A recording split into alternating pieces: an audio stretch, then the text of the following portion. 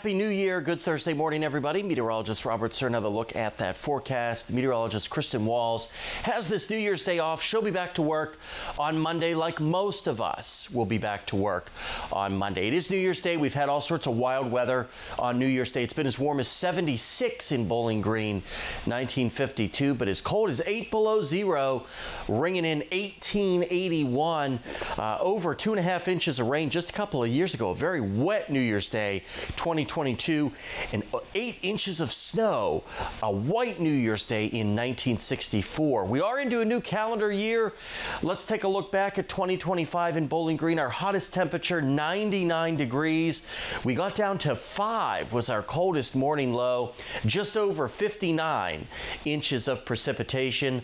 Our average temperature, 60.7. When you take all the highs, all the lows, and average them together, that's the number you get, making it the 8th warmest year on record in Bowling Green, and it was our 15th wettest year as well. What does 2026 have in store? Well, we'll just have to wait and see. Today, we know we've got sunshine in store for many of us, especially the further south you go.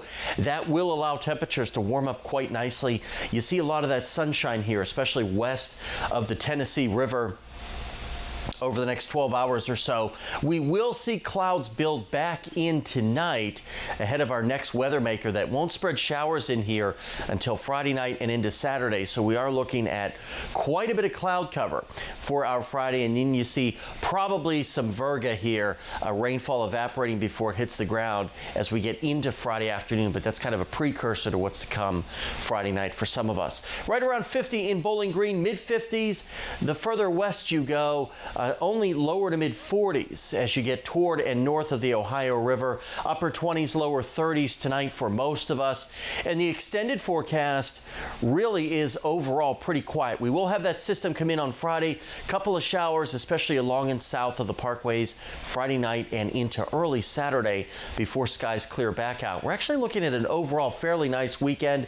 Nice and quiet and pleasant as most of us head back to work and school on Monday. Tuesday, we wrap up the 12 days of Christmas with Epiphany, and right now it's looking like a nice mix of clouds and sun. Welcome back to